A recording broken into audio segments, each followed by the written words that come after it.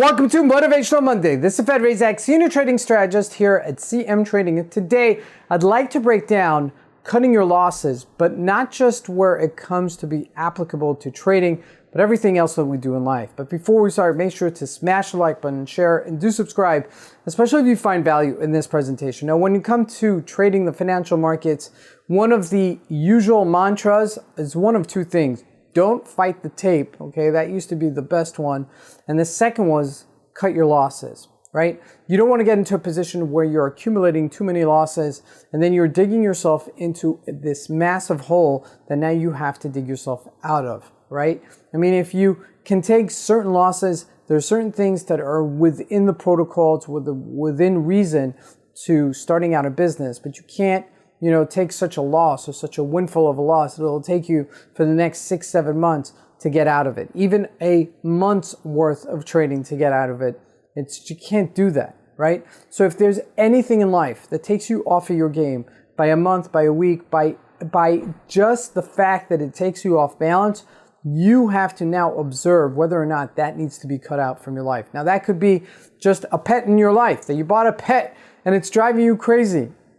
And it's just not working out, and you just have to cut it out of life. That's just the way it is, right? Because you need to be in equilibrium, you need to be in balance, right? There are certain things you can't cut out in life, but I'm talking about the things that you can.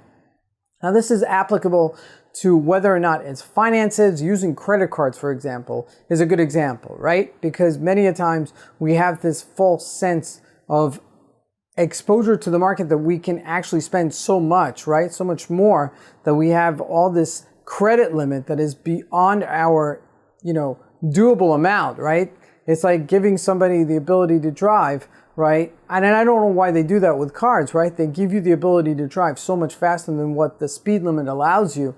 And I kind of wonder why. And why does the authority allow that if the speed limit is going to be tapped out at a certain amount? But that's a separate story. But credit cards are really a good example of it, because what ends up happening is that we have a false sense of the ability to spend, and we end up getting into this massive hole, and then it takes us a long time, or even worse, people end up in completely extending their credit cards to the point that they're completely depleted it, and then they have to file for personal bankruptcy or somewhat of the same, and they have to really restructure themselves in order to get out of debt.